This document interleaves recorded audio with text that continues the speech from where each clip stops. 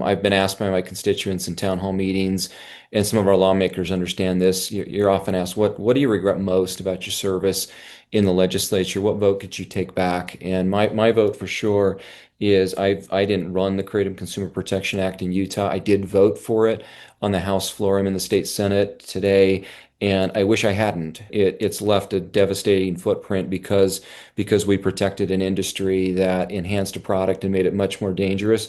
The first Utah was one of the first states to pass the Creative Consumer Protection Act. There's a reason for that. A lot of the folks from the American Creative Association have strong ties to Utah and our community in Utah. I wish Hillary had a slide where Utah was yellow. I wish we had a full ban. In a perfect world, we would have done a full ban, and that's the legislative process. I had to work with my colleagues. So today, we do not allow any extracted kratom to be sold in the state of Utah in any form. The only product that we allow in the state of Utah is pure kratom leaf. 21 years and older must be sold at a smoke shop and highly, highly regulated by the state of Utah. I think a full ban would have been better. I will say I appreciate this organization. Some of you folks in Michigan heard from Patty Wheeler. Patty Wheeler lost her son, Wyatt, to a kratom overdose, and as I recall, it was an OPMS product.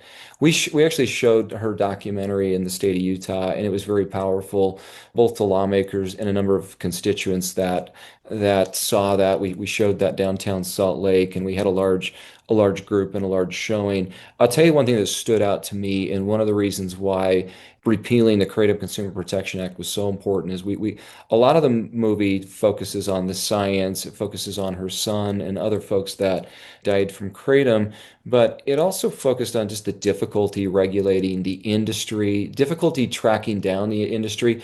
These are not organizations that have a board of directors with a CEO. A lot of these companies come and go, and they're difficult to monitor.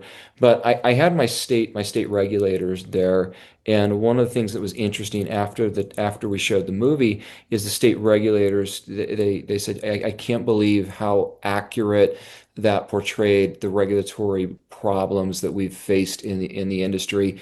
It's an industry that has been nearly impossible to regulate. But ultimately, I'm really proud of what we've done. I'm really grateful that Michigan is working on this. I know there's several folks that are on this Zoom call that are working in it. I'm following Michigan. I liked seeing the vote from the House. I don't pretend to understand Michigan politics, but I'm really appreciative of the fact that you are working on this issue. Kratom is a problem.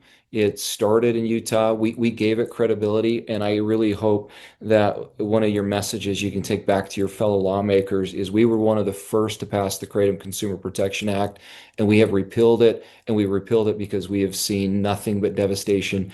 When we legitimized the industry, our deaths went up 43%. We've had more than 200 kratom related deaths, and it's just a really serious problem in my state.